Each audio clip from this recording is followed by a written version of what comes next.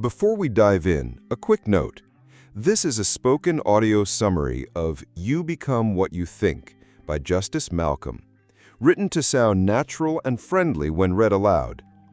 It runs about 7 to 9 minutes and focuses on the book's most practical ideas you can use today. Find a quiet spot, pop in headphones if you have them, and settle in.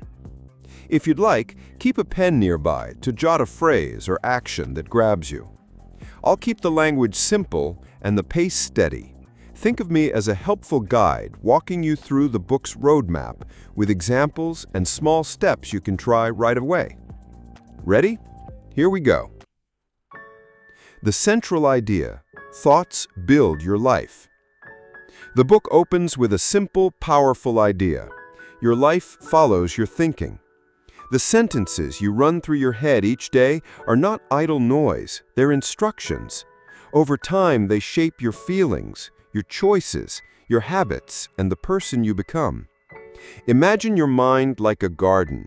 Thoughts are seeds. If you plant weeds, worry, self-criticism, I can't, they'll sprout and take root. If you plant nourishing seeds, like I can learn, I deserve better, you'll grow something different. Why thoughts matter? The ripple effect. One thought rarely stays alone. A single worry can change your mood, which changes your actions, which changes what happens to you, and that outcome then confirms the original worry. It's a loop. The author calls attention to the ripple effect. Thought leads to emotion. Emotion leads to action, and action leads to result. Result lead to belief. Break the loop at the thought stage, and you can change everything downstream. The inner conversation. Listen first. Most of us go through the day on autopilot, repeating phrases we inherited or picked up in stress. The first step the book recommends is awareness. Notice the thoughts you run most. Are they supportive or undermining? Are they habit or truth? Treat them like background music. Once you hear the tune, you can choose to change the station. You are the director. Choose the script. Once you notice the inner dialogue, Malcolm suggests you become the director.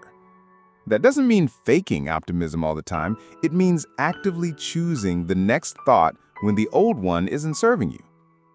If a thought says, I always fail, the director can choose the next line, I have failed before, and I can learn. It's small, but consistent redirection is the work of change. How belief becomes behavior, a simple metaphor. Think of belief like a blueprint, and behavior like a house. If your blueprint says you're limited, you'll only build small rooms. If your blueprint accommodates bigger possibilities, you'll build differently. The book shows how beliefs, slow, often hidden, guide daily choices until those choices form habits. Habits become character, and character shapes destiny. It's a long process, but it's steady. A single thought changed once a day is like a steady handful of bricks laid over time. Practical steps. 3 things to start today. Malcolm doesn't leave you with philosophy only. He gives practical steps you can use right away. Here are 3 simple ones reframed for audio. Catch the thought. Pause for a beat when you feel strong emotion. Ask, what thought is under this feeling? Naming it reduces its power. Challenge and replace. If the thought is unhelpful, ask for evidence. Replace an absolute thought, like I always, with a more helpful one. Sometimes I struggle, and sometimes I succeed. Repeat the new thought. Repetition builds grooves. Say the new thought out loud, write it down, or visualize it. Small repeats change the wiring over time.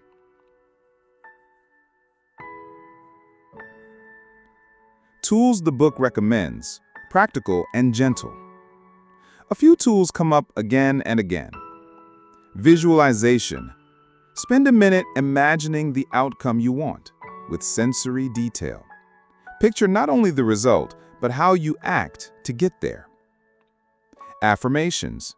Short, believable statements you repeat daily. The secret is to keep them believable. Stretch yourself. Don't lie to yourself. Journaling. Write down recurring negative thoughts and then rewrite them into helpful alternatives. Mindfulness. Simple breathing or noticing practices help you pull back from automatic reactivity so you can choose your next thought. Real-life examples. Walking the talk. The book uses everyday stories. Someone stuck in a job who shifted their thinking about possibility and then took small actions toward retraining.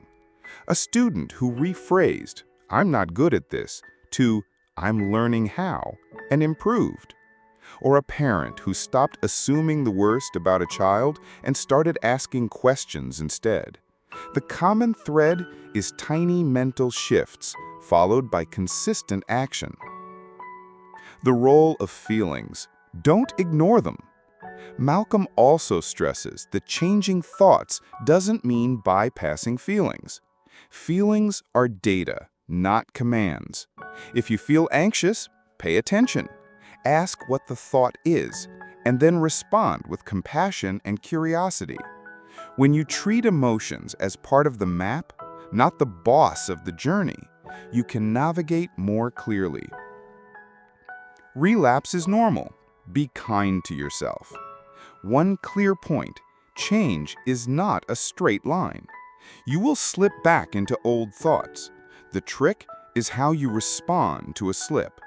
Instead of beating yourself up, notice, correct, and continue. The author suggests treating yourself like a student, not an enemy.